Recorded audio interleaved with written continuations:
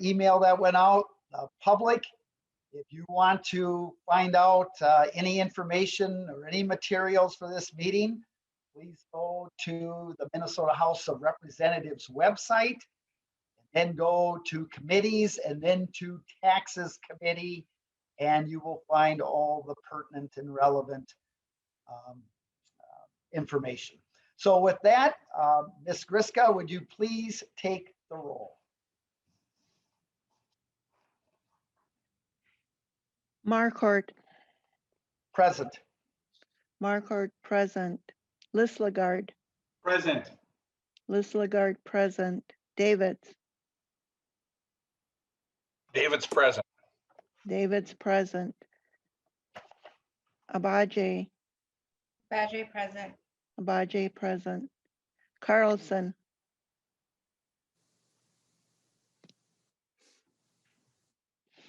Carlson. Detmer. Detmer present.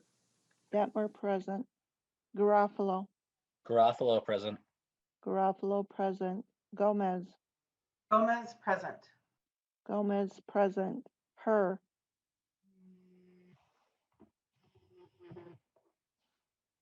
Her. Her present. Her present. Hertas. Hertas present. Hertas present. Howard. Howard present. Howard present. McDonald. McDonald present. McDonald present. Miller. Miller present. Miller present. Moran. Present.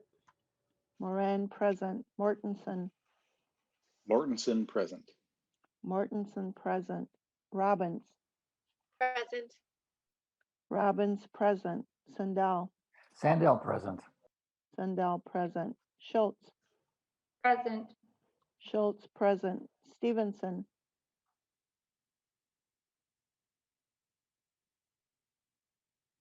Stevenson. Swedzinski.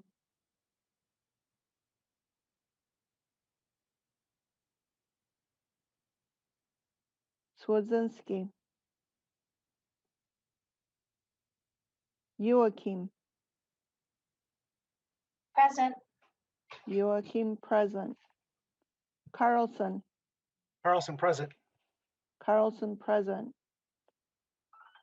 Stevenson. Swedzinski.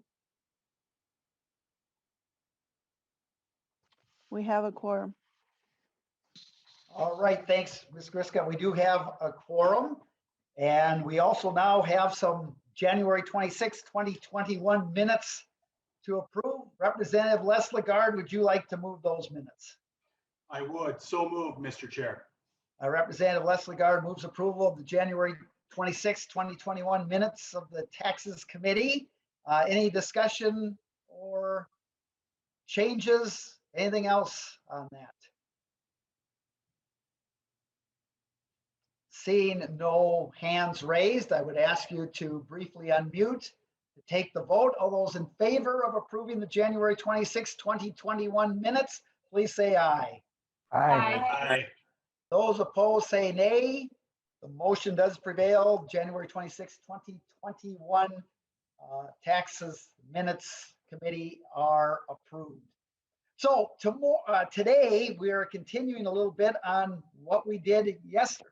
And so one of the efforts, of course, of the tax committee is to make our tax system more accountable and transparent to the taxpayers.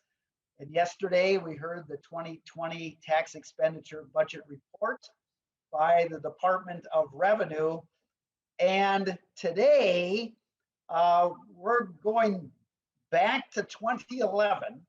There was a tax expenditure review report that had been authorized by the legislature, came out in 2011. And we are really fortunate to have 4 of those people who worked so hard putting this tax expenditure review together. So today we have John Spry, We have Jenny Bjorn, Jay Hydrowski, and Judy Temple, who are going to make the presentation. And so what I would ask for members is just to wait at the very end to ask questions. And then we can go from there. So again, I really want to thank you for being able to come in today. And first of all, for your work you did 10 years ago, and today for making the presentation. So I think I'm starting with Mr. Spry. Is that correct? Yes. So welcome. If you would identify yourself and then please proceed. Chair Marquardt, members of the committee, I'm John Spry, and I'm one of the 6 authors of the 2011 Tax Expenditure Review Report, bringing tax expenditures into the budget process. This was a report that the 2010 legislature commissioned and spent approximately $60,000 to produce this report.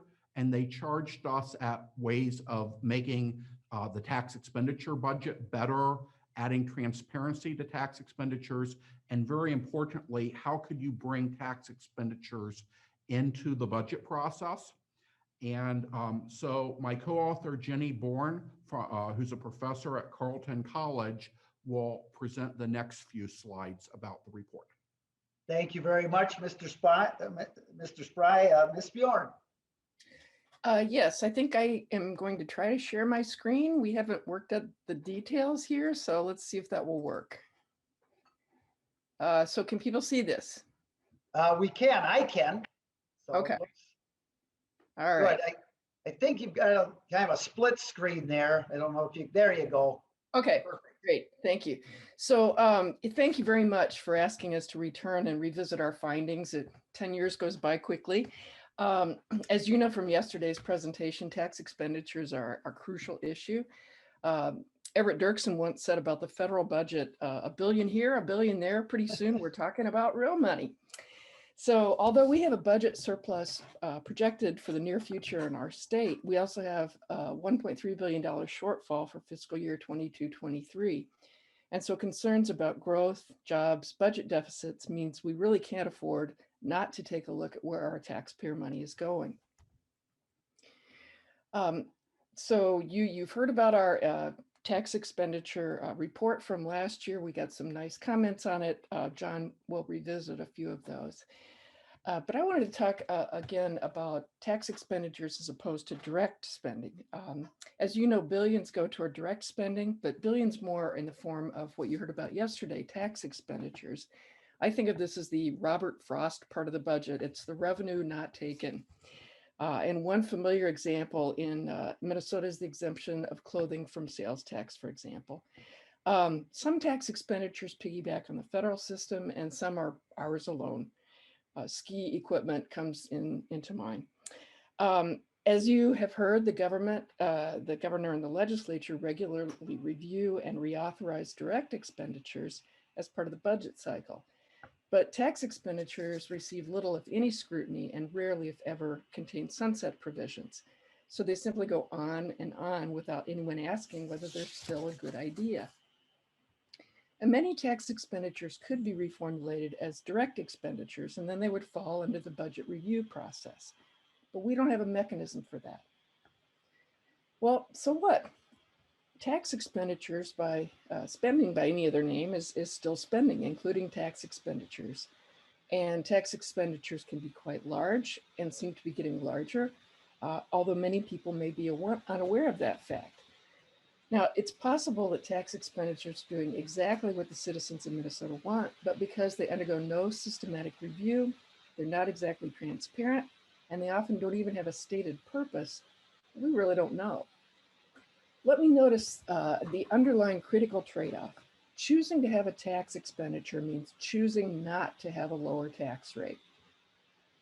What's more, because of changes in the federal and state level since 1986, tax expenditures mean increasing complexity for both taxpayers and tax authorities. Now, fortunately, Minnesota legislators were aware of all this and requested the review report that we talked about earlier. And although we've received favorable comments and support from a wide range of reviewers, Minnesota has yet to take up the suggestions in that report. So we're glad to be back. Tax expenditures are everywhere. Minnesota is not the only government interested in regularizing the oversight of these. Federal government and several other states have taken a look at this important issue over the past decade. And you'll hear more about this in a minute from John, but here's just one example. Vermont, in assessing capital gains tax provision, found that, not surprisingly, the typical beneficiary was older and had higher income. No surprise. But the provision, despite its stated goal, did not encourage savings. So this is the sort of thing Minnesota might discover if it implemented a regular review of tax expenditures. You heard yesterday about the tax expenditure budget, and Minnesota is admired throughout the country for the carefully prepared report that it gives, and it's been extremely useful for us over the years. It was helpful in preparing the report 10 years ago. But the tax expenditure budget is an informational document. It's not an evaluative one. It defines tax expenditures somewhat differently, and you'll hear more about that from John. It offers no priority list, and it appears in even numbers years, so it's not especially useful as guidance for the budgeting process. So we made a number of suggestions for reviewing tax expenditures in our decade-old report, and I'm going to turn this over to John for some definitions, and I will be back.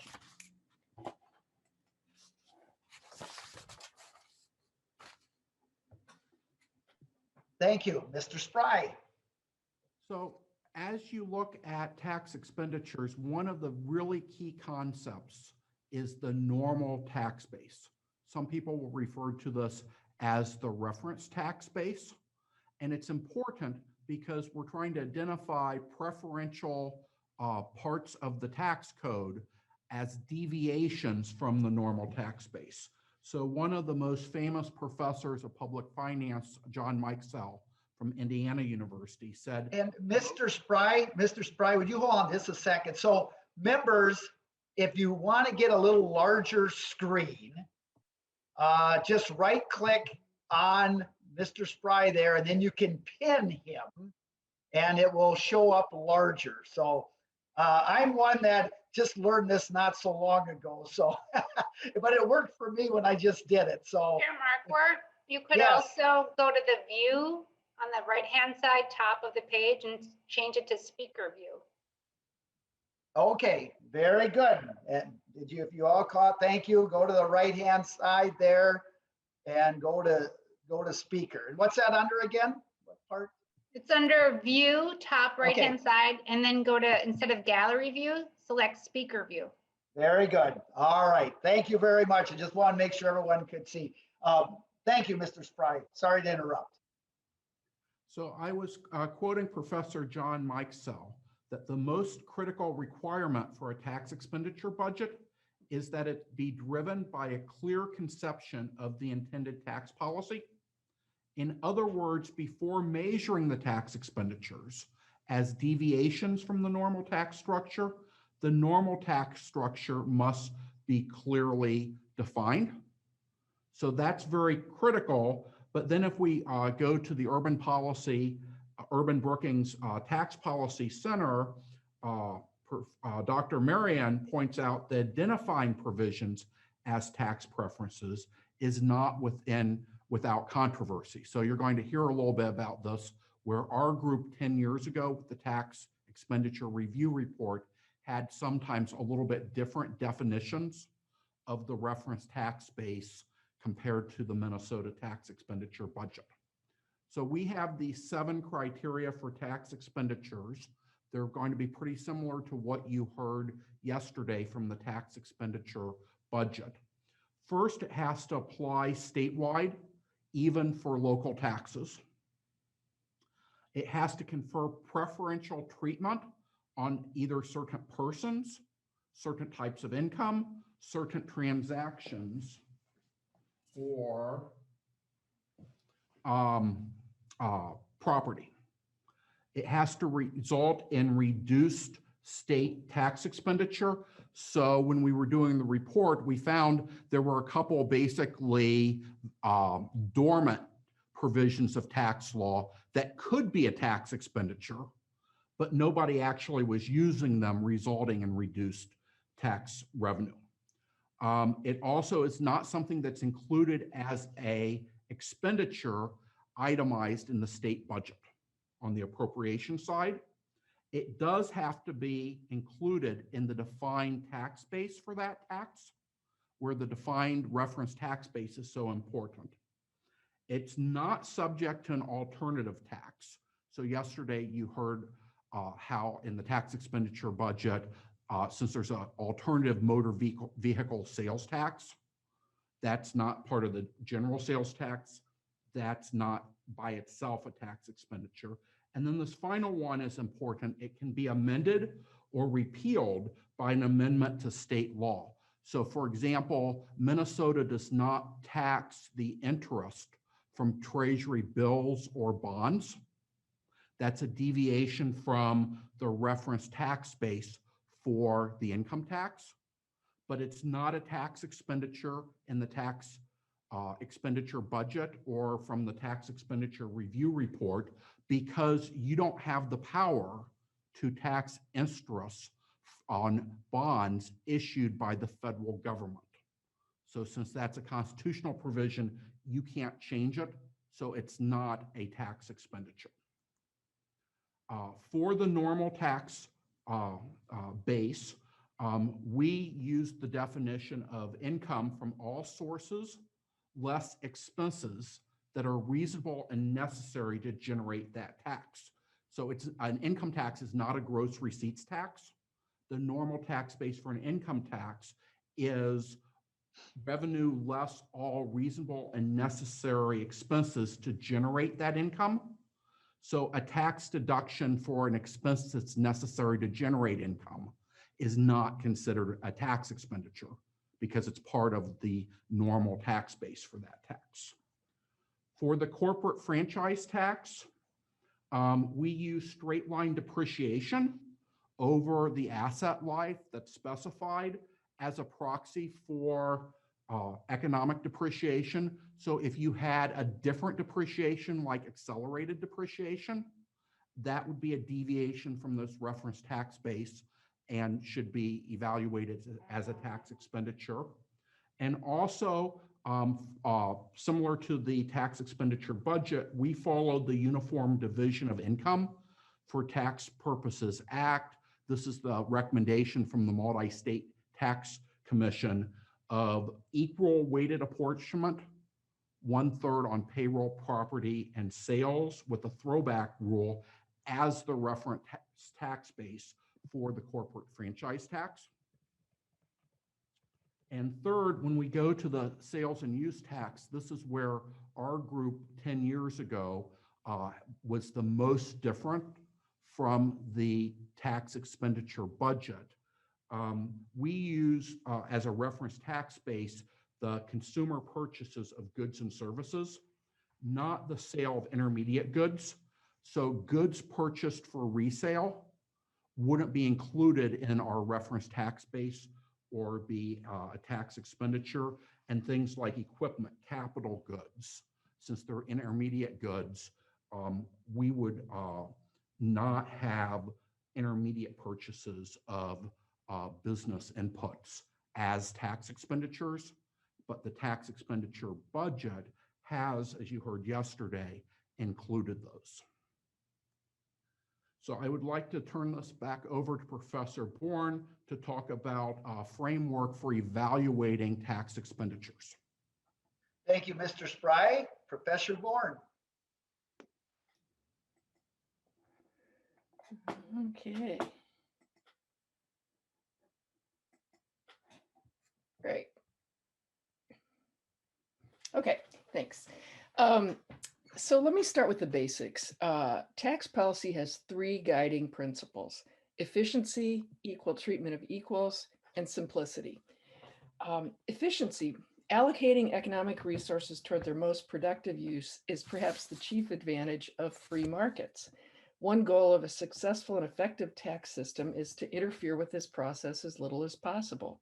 We want our tax system to encourage people and businesses to do real things to generate profit, growth, and jobs, not to seek out tax reducing opportunities. Equal treatment of equals is also good tax policy. Violation of this standard gives taxpayers incentives to look for low tax sources of income or to buy untaxed products and services for tax reasons rather than economic reasons. Simplicity is the third principle that directs good tax policy. More simplicity leads both to greater compliance and cheaper administrative costs and enforcement, which is good for transparency and for preservation of public resources. Now, if we based a tax system just on these three tax policy principles, we would have far fewer tax expenditures than we currently do. All of these three favor broad tax bases and low rates. Justified tax expenditures would include only tax provisions that offset a market failure or a negative externality, or that decrease the cost of tax administration by enough to offset lost efficiency or equity. So frankly, most tax expenditures in Minnesota and everywhere else, by their very nature, tend to violate at least one of these principles. Yet lawmakers might nevertheless use them to expand their set of laudable policy objectives, such as the ones you see listed: fairness, reduction of tax burden on targeted groups, and so forth. These can be very important policy objectives, and it's understandable why we see some of these tax expenditures. But if you want to evaluate a given tax expenditure in light of these principles and objectives, it needs to have a clearly stated purpose. If it doesn't, measuring its effectiveness in achieving that purpose is impossible. Unfortunately, most tax expenditures fail to have a stated purpose. So that's a good place to start. Now, of course, a purpose like let's reduce taxes paid by industry X isn't very useful. Identifying why we reduce taxes for industry X rather than, say, for industry Y is what really matters. So once a purpose is clearly stated, evaluating success requires measuring the tax provision's direct impact with regard to the stated purpose. And the information you need can vary, but it could include things like the number and nature of those who pay less tax, any change in behavior, any unintended results, and although they're hard to measure, indirect impacts. Of course, success in attaining the goal must always be compared to the cost of doing so. So when you evaluate a tax expenditure, it also requires an estimate of the foregone revenue, or where useful, a foregone reduction in tax rates. Recall, as I said before, anytime we have a tax expenditure, we are by definition choosing not to have a lower tax rate. Assessment of a particular provision also requires considering alternatives to achieving the same goal. Could a direct expenditure or perhaps a modified tax expenditure get us to the same place, maybe even at a lower cost? So that gets us started thinking about how you can review tax expenditures. In our report, we made several recommendations, in the first being to create a tax expenditure commission, which would work closely with experts at the Minnesota Department of Revenue, very talented people, and would also define a clear and measurable purpose for each tax expenditure. We also have a template for an 8-year evaluation cycle, and this is not set in stone. It's just one possibility of what we could do in terms of evaluating. Most states, when they're evaluating, have some sort of cycle. You can't do all of them in 1 year. And so you want to pick and choose, but make sure that you have coverage over a reasonable amount of time. So now I will stop sharing and go back to John for some specific suggestions. Thank you very much, Mr. Spry. Chair Marquardt, members of the committee, we have these specific budget process recommendations to bring tax expenditures into the budget process. And first, we propose that tax expenditures should be fully integrated into the biennial budget process so that the governor and the legislature would make explicit decisions about whether to extend, repeal, modify, or replace tax expenditures. To facilitate this, we are recommending a revenue neutral sunset for each tax expenditure that would be following its evaluation. So on the previous slide, you saw a possible evaluation cycle. So it wouldn't be that all tax expenditures sunset at the end of every single tax year, but tax expenditures would be sunset after the evaluation was completed. And under the sunset, the tax expenditure would expire and the rate for the tax would be adjusted downward to hold revenue constant unless the legislature reauthorized that tax expenditure. And so it's important, as we're going to be thinking about budget documents, this doesn't say that the legislature has to do a revenue neutral change when you change or eliminate or expand a tax expenditure. But by having the sunset be revenue neutral, that will let your budget documents really work well. And then the legislature makes its policy determination following the report on that tax expenditure from the tax expenditure review. Tax expenditures also should be classified by their core function to the extent possible so that you can compare tax expenditures to direct expenditure programs.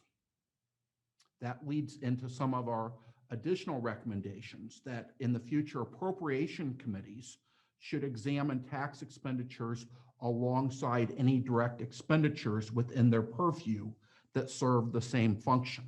So if you have tax expenditures, provision in the tax code to help higher education, and you have provisions for student loan debt, obtaining degrees in the tax code, that the higher ed committee compare those provisions along with the direct appropriations, and then that appropriation committee would make a recommendation, and then the tax committee would still review any suggested change in the tax expenditures in that area of appropriations. We are recommending that state budget summaries, which you're seeing quite a bit of now, include total tax expenditure for each tax to show their fiscal impact on the difference between gross tax revenue without the tax expenditures for that tax type and net tax revenue after all of the tax expenditures. And tax expenditures could be included as a separate category in the legislature's joint budget resolutions. So I'd like to show you what these recommendations might look like. And again, you can see the fiscal years are a little bit dated because we produced this report a decade ago. But just looking at two tax types, the personal income tax, what you see now is the net income tax numbers. When the next budget forecast comes out from MMB, you're going to see net income tax for 4 years. With our proposed incorporation of tax expenditures into the budget process, you would now see gross income tax revenue less each category of tax expenditure. Federal exclusions, here federal deductions, federal personal deductions, Minnesota subtractions, and then credits. And then you would see what you're seeing this budget cycle, which is the net income tax after tax expenditures. And then here you can see for the corporate income tax, something very similar, where you see the gross amount, and then you see the tax expenditures group, like exempt organizations, federal exclusions, federal deductions, apportionment, and then Minnesota subtractions, and then finally Minnesota credits. And then you would see what you're seeing now in the budget documents, the net forecast of revenue. We also have a recommendation for the legislature to require that the Department of Revenue disclose the beneficiaries of business tax credits online, similar to if you receive a direct grant or a state appropriation. You can go and look up those beneficiaries. If it's a direct appropriation, we are recommending symmetry and similar treatment of beneficiaries of business tax credits.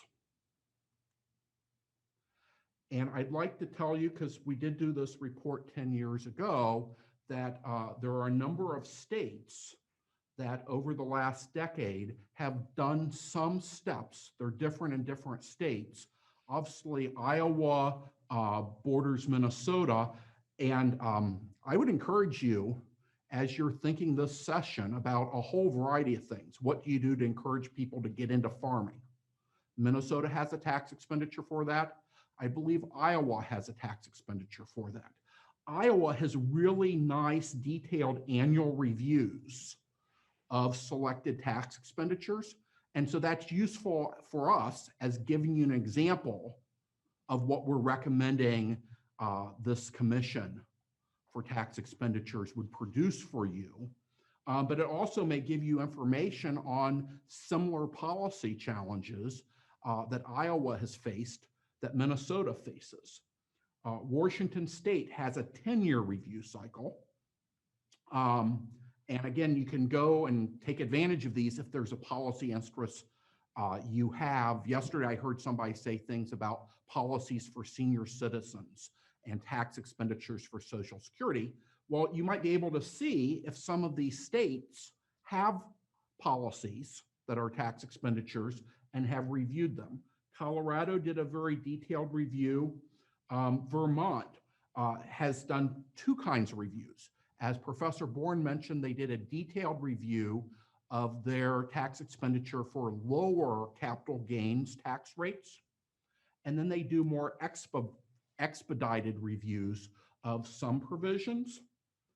Ohio has taken steps to put tax expenditures in their budget. And I kind of want to give you a little bit of advice. So this is coming from me because it's obviously about something that's past our report. But in Ohio, they put lawmakers on the commission, and they didn't get the same kind of like really deep policy evaluation that some of the other states did. So if you feel like lawmakers are really good to do the policy analysis, then maybe you want them.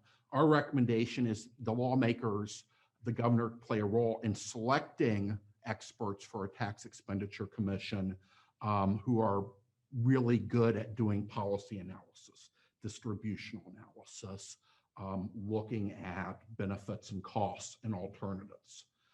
Massachusetts has reviewed some tax expenditures. There's also a kind of a theme, Rhode Island, Oklahoma, and Maine, tax credits or tax expenditures for development. Some states have said, we're not looking at all tax expenditures like Iowa or Washington. We're going to look at tax expenditures for development or tax expenditures that are tax credits, one type of tax expenditure.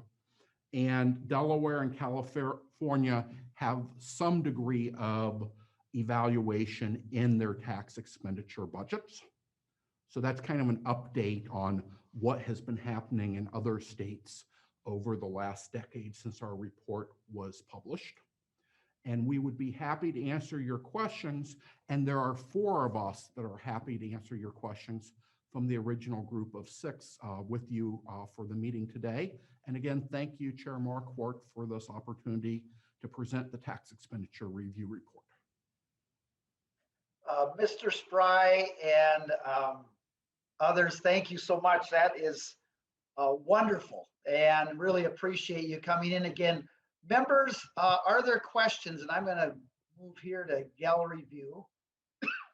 Please raise your hands.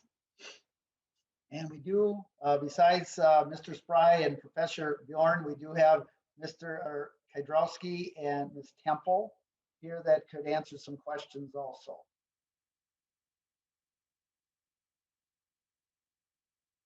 So I will start out since I don't see any hands being raised right now. So for any of the four.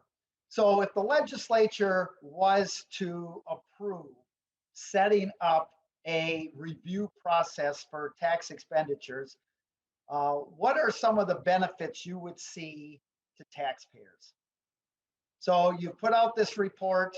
Needless to say, there has not been a review process set up. We do look at the budget and so forth.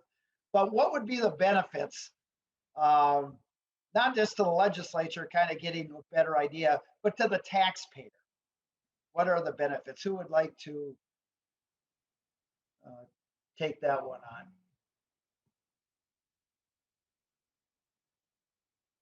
Mr. Spry, do you want to start that one off? Or I'll go ahead and start, and we have Professor Kadowski is a former commissioner of the predecessor to MMB, so he may have some excellent ideas. Better allocation. If you're doing, think about this, might be a professor, and think about a homework assignment. You're now making policy about tax expenditures without having the kind of detailed information your colleagues in Washington State or Iowa have. And if you're a constituent, you would like government programs that are really working well, those might be things you would want to expand. And so think about all the things where tax expenditures exist, in the sales tax, in the personal income tax, but there's also the direct appropriations. This kind of review process would give you a sense of, in higher education, should you get more bang for your buck? Could you deliver more value for the same cost by using direct appropriations for higher education, or tax deductions, or tax credits? And these questions can help your constituents by making not just more transparency, but ultimately better outcomes that would come from better information. And compared to the amounts of money and the amount of resources that are allocated by tax expenditures, a few $100,000 to review the tax expenditures seems really small compared to the benefits of a better use of taxpayer resources. thank you. I'll also respond. Professor Kydrowski, and I know you were former Commissioner of Finance. And I would bring up something else, Professor Kydrowski, is that I used to live in Moorhead. And in 1967, I was 10 years old, and I used to follow the Moorhead Spuds basketball team and listen to them on the radio. And I would go and watch them. And we had a really good team. And that year, the Moorhead Spuds made it to the state boys championship finals. And I was all pumped up. It was on television. I mean, we never saw a game on television. It was on television. I'm watching. And then there were people like Bob Zender, Jeff Wright, Jay Kydrowski from the Edina Hornets, who ended up winning, I think, by about 72 to 55 or something like that. And the Spuds ended up taking second place. So, and then the next year we went again and lost in the finals to the Hornets again. So I'm not going to hold that against you today, but I do, if I was home today, I would have held up my scrapbook because I got the scrapbook of that day. And I got a scrapbook of the all-tournament team, which you were on also. So at any rate, with that, how would tax expenditures have made the Moorhead Spuds a better team to beat? No, just how would it make for a better transparency for taxpayers?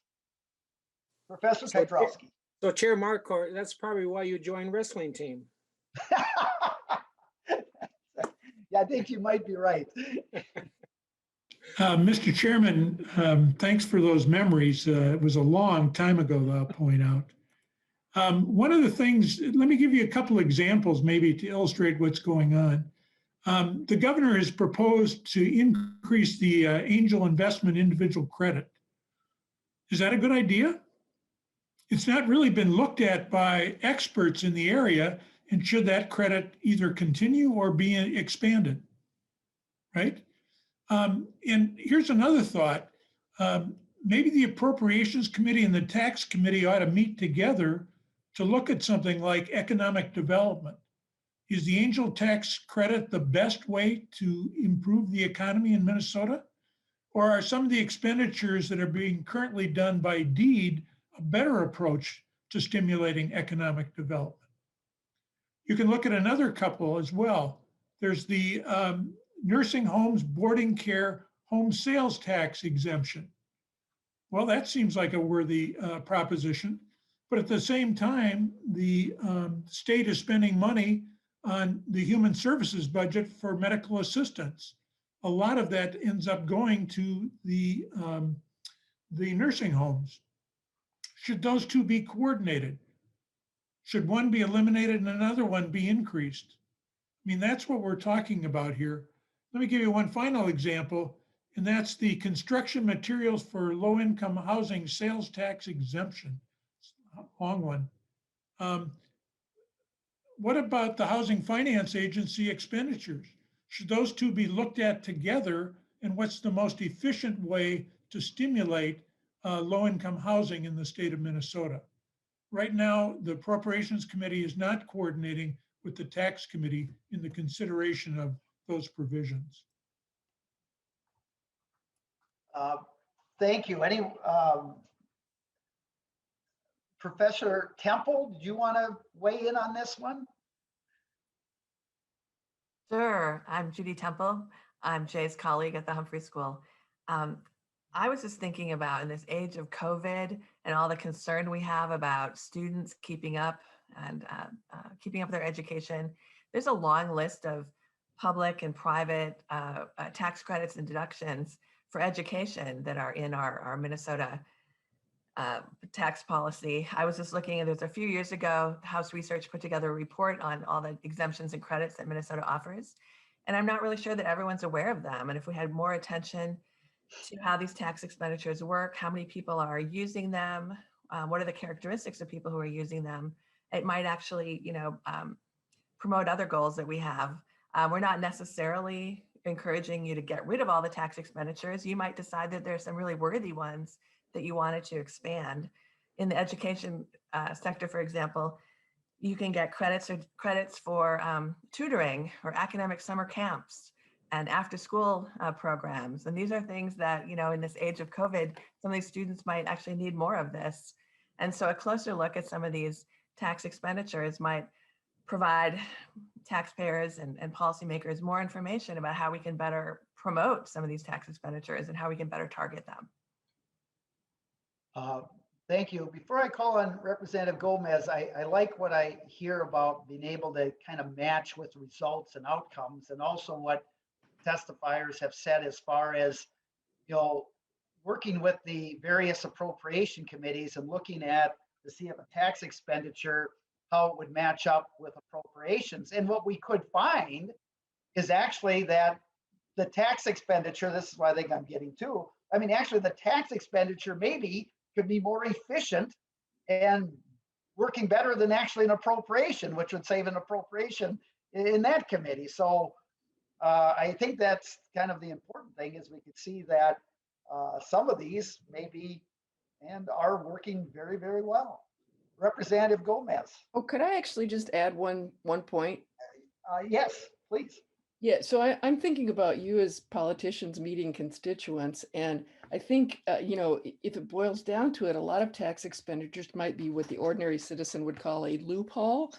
And so I suspect that many of you maybe get questions about these loopholes with people who are not necessarily aware of what they are or whatever. And I think that just having a better idea for you on the committee and legislators generally about here's the purpose for that, and here's how we know that it works, would give you better ammunition, or I don't know if I want to use those words, but when you come to your constituents and say, oh, well, let me tell you about why we do that, and here's how much it costs, and here's who gets it. Thank you. Representative Gomez. Thank you, Mr. Chair. Well, I'm here for taxes mostly, but I'm a new chair, and today in my committee I had the first sports reference that we've ever had so far during my tenure. So I'm also here to study the way that the chair weaves his sports references into his questioning. So I appreciate that was some high level stuff we just saw. So thank you. So I'm curious, because I think when I'm trying to, I'm not sure if we had this report maybe presented last cycle, but I think that we didn't have have much of information about the way that the fact that other kind of states have implemented some of these recommendations that you have in your report. And so I had a couple of questions related to that. First is sort of just a real kind of nuts and bolts one. As I've been thinking about this commission that we're talking about establishing, I'm interested if you can share any lessons learned about how it is that you actually make sure that the legislature responds to the commission, and that it doesn't become another report that sits somewhere. Because we don't want this to turn into some partisan battle space where we're attacking the different kind of expenditures maybe that people of different ideological backgrounds want. And so I think when we talked about how to constitute it, I believe we have it as sort of a equal kind of from both parties, from both bodies. And so I just wonder if you can talk about the ways that some of the other states that have implemented this sort of implement and systematize kind of the recommendations, and how the legislature has reacted, and have you seen a kind of a decrease in tax expenditures? That's sort of my thing. I think it looks like it's a lot of money and it's a lot of expenditures, or has stuff kind of stayed the same? If anybody has any comments about that, I'd appreciate it. Representative Gomez wants to know how we can avoid SPLOTs, strategic plans languishing on the shelf. So,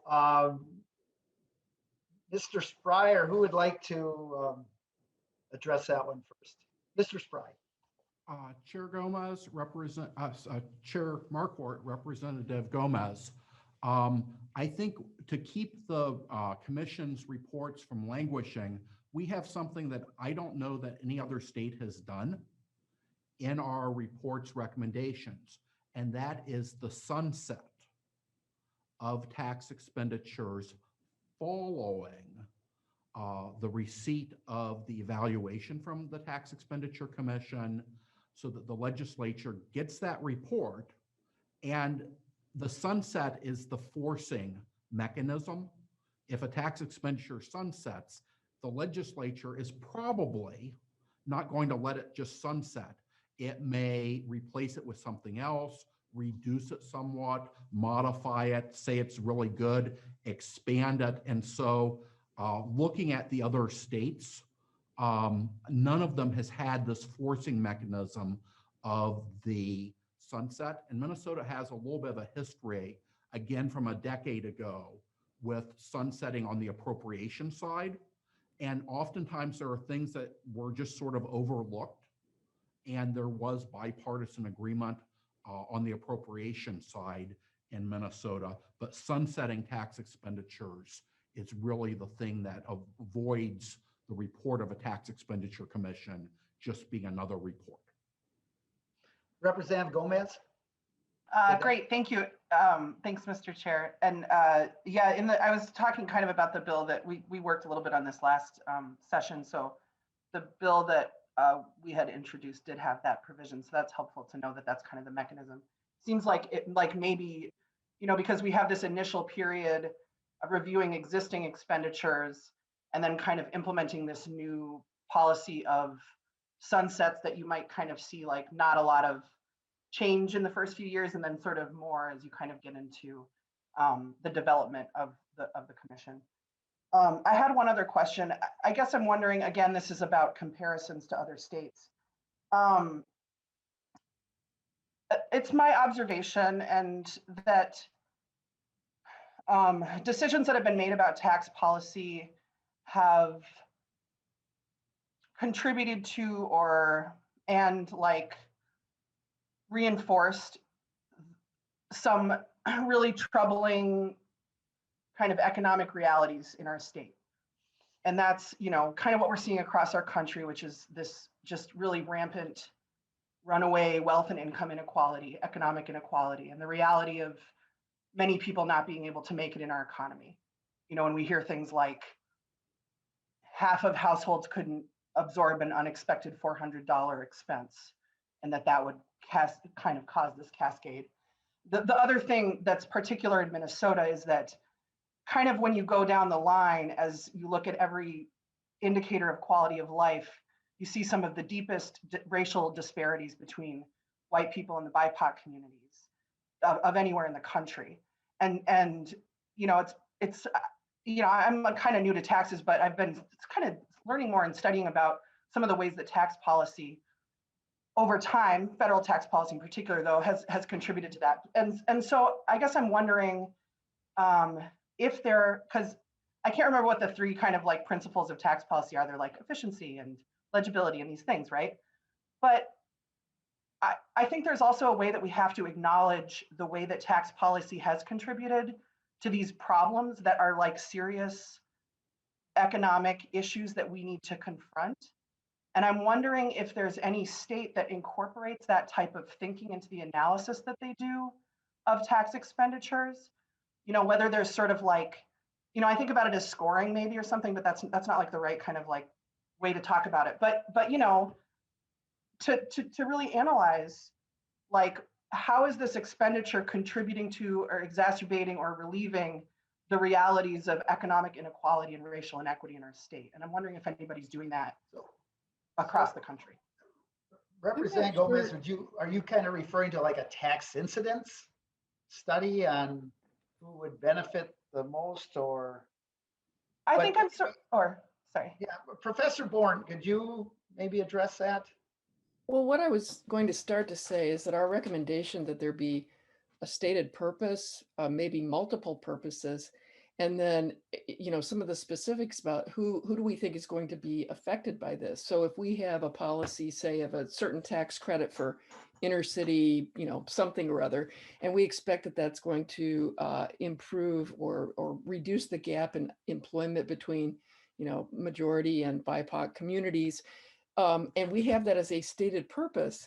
And then we have people who are analyzing, using statistical analysis, did it achieve that purpose? I think those are the sorts of mechanisms that all of us are really on board on. It's not just the three tax policy purposes or objectives that I mentioned, but anything else you as legislators see as important objectives of the tax system. One of which might be what we call vertical equity, which is trying to impose some sense of fairness. The only example I'm going to say from another state I already referred to before was in Iowa. I know, and I don't know what they did with it, but one of the lower capital gains tax rates has often been defended on the basis that it will increase savings. And they found in their state that, in fact, it doesn't do that. So if you're relying on that as an objective of a particular policy and you find out that it's not achieving that, I don't know how Iowa reacted to it, but at least that's a start in thinking about, is this doing what we want it to do? Representative Gomez. Anything That's more? great. Oh, yeah, thank you. I appreciate it. I guess I just, I appreciated the piece about the, kind of lifting up the importance of establishing the legislative intent of expenditures.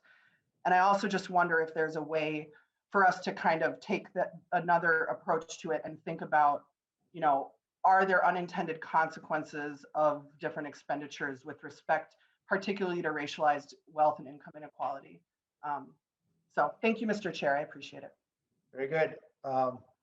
Thank you. And just for the record, Representative Stevenson joined us a while back and he is in attendance. Representative Robbins.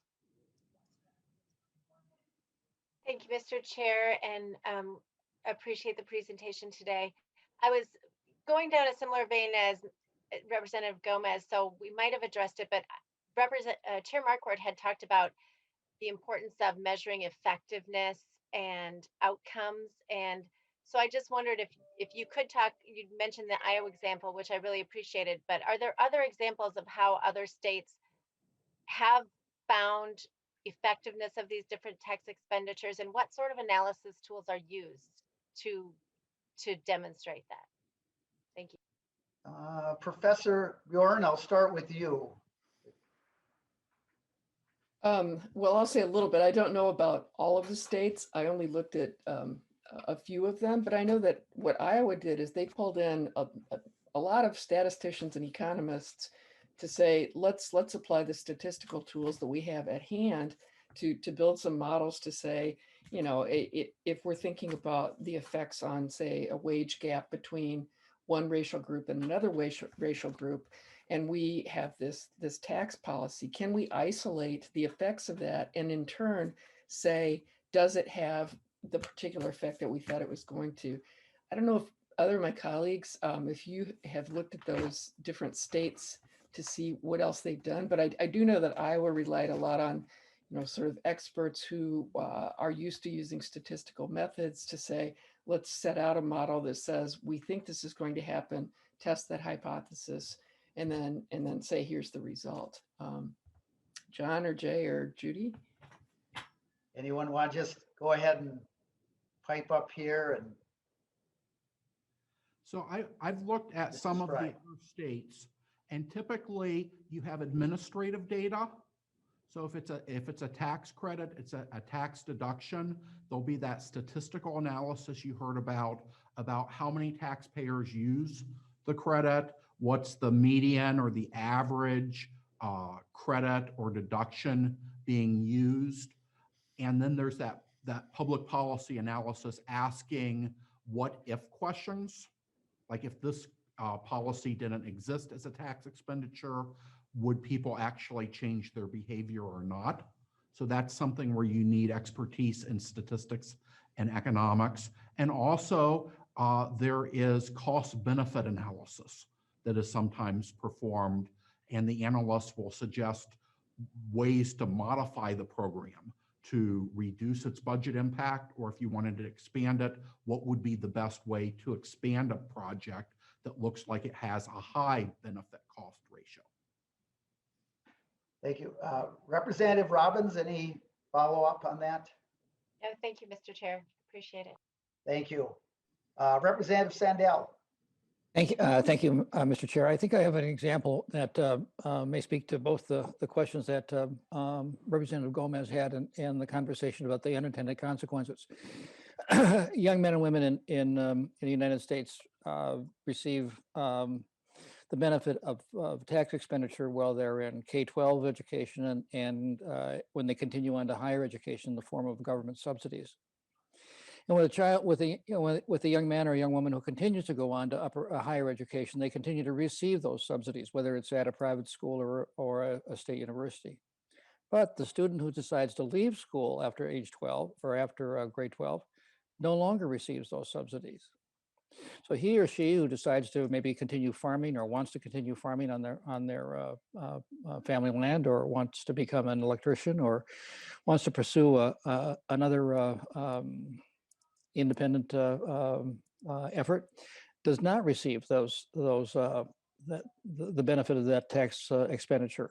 So we've invested in the human capital of the people who decide to go on to higher education, who will, according to some surveys, earn another $500,000 over lifetime income. But those who decide not to go to college are not only penalized by not receiving that subsidy, they have to pay the taxes which go to support that subsidy. Now that, I think, is an unfair and unintended consequences. I wonder if, I don't know, Mr. Kudrowski or Professor Byrne would like to comment on that. Chairman Marquardt and Professor Representative. Kudrowski. Yeah, you're pointing out something that is a potential problem within our expenditure system, as well as our tax system. I don't think it is as directly related to the tax expenditures as it is more the actual expenditures for the colleges and universities in the state of Minnesota. Let me just pull out one example of a tax expenditure that I was amused by, and it goes to the representative's point. There is a credit for teachers getting a master's degree in the state of Minnesota. Do we give other people a credit on their income taxes for going and getting their master's? Or should we give a credit for pursuing a electrician's certification? How about providing a tax credit for those that are going to go on in welding or something on that order? So I think that's where looking at each of the tax expenditures makes sense, as well as looking at the true expenditures on the other side of the equation. Thank you. Anything further, Representative Sandell? Well, thank you, Mr. Chair and Mr. Kudrowski. It just seems to me that those of us who have benefited from college education, either at a state school or in a private college, do receive a benefit. Today, we heard in the Human Services Committee, the University of Minnesota, and tomorrow will be Minnesota State, I guess, coming in and talking to us about the the need for additional expenditures, and they're significant. And it does seem to me that we leave behind the people who are welders or who haven't yet decided what they're going to do, and particularly, I think in our state, those who want to stay in small towns and rural areas and pursue activity, particularly farming, that do not necessarily need a college education. But that's it. Thank you, Representative Moran. Okay, thank you, Chair Marquardt. I will keep this short. But one, I just want to say thank you for bringing in this presentation around transparency and just see what we are doing along the lines of taxes. I think it was really been really an informational hearing. But I specifically want to just listening to Mr. Kandowski and Temple, along with Board, as you talked about, you know, having maybe the tax committee partner with the different other, the various other committees, you know, whether it's housing or whether it's education, and look at how we can, or how, you know, the tax committee can do their work in partnership with an entity that is also focusing on taxes. It makes sense. It's kind of something that I've been trying to, as Chair of Health and Human Service, recognizing that my work in Health and Human Service was not just impacting healthcare, but also education and other different, you know, parts of our state. So I just wanted to say thank you, because I think that's a way that we can not just look at taxes through that lens of not just taxes, but how it intercepts with other committee work that we're doing, and that the work that we do is in many ways interconnected with each other, but often we do it in our own little space. So I just want to share that. I thought that was, like, you know, right on point. And it really does, you know, and you gave really concrete examples, because I think because we're in a legislative process, we're often busy doing what we do. And sometimes we don't have or take that time to see those interconnectedness, ways that we can partner with other committees. But the concrete reports was like point on too. So I just wanted to thank you all for that work. Thank you. Anyone else have a question for the testifiers? I don't see any further hands raised.